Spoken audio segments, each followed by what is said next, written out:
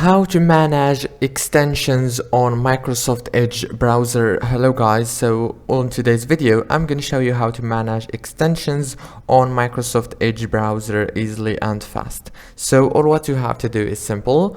Go to Microsoft Edge browser. This is the home page. Now go here, click on those three dots as you can see.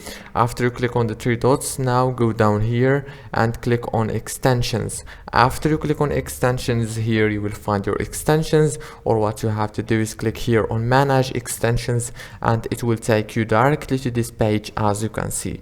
Now after it takes you to this page, right here you will be able to manage the extensions easily. You can enable or disable any extension you want easily and fast as you can see. If this video was helpful, please don't forget to like and subscribe, and thank you so much for watching this video until the end. See you later and thank you.